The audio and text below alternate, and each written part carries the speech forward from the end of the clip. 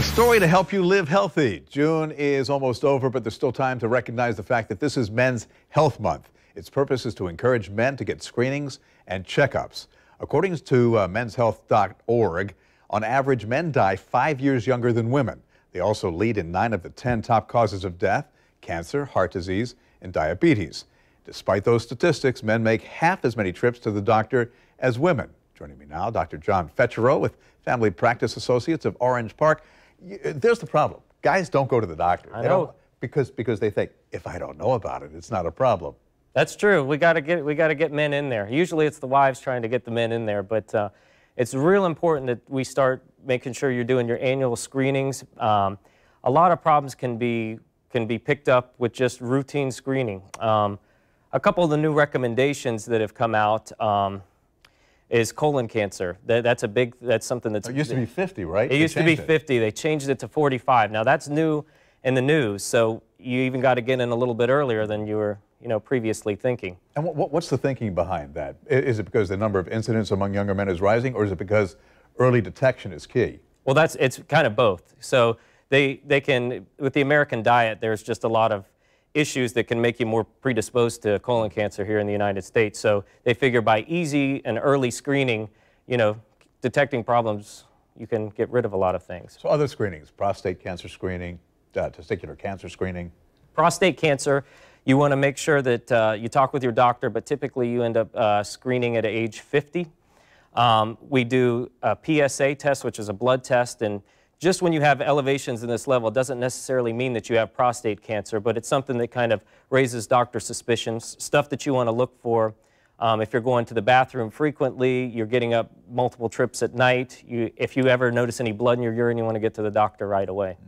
And really, probably, I guess the best place to start is with your annual physical. And in most cases, your insurance company covers it anyway, so Absolutely. You're in good shape financially. And usually, and for most insurances, it's actually a free visit. So you want to talk with your insurance about that, but you don't usually have to pay a copay or anything like that for most carriers. Why do you think guys are so hesitant?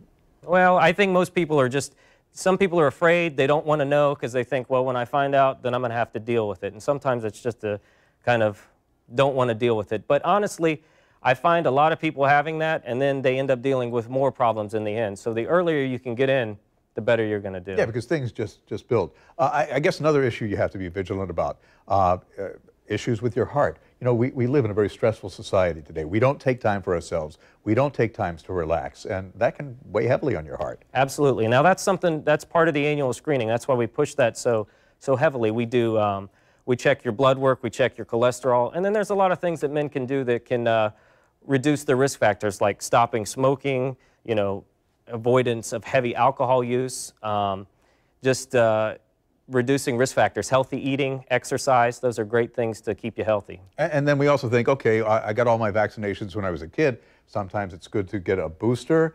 Shingles shots for people over a certain age are highly recommended. Absolutely, absolutely.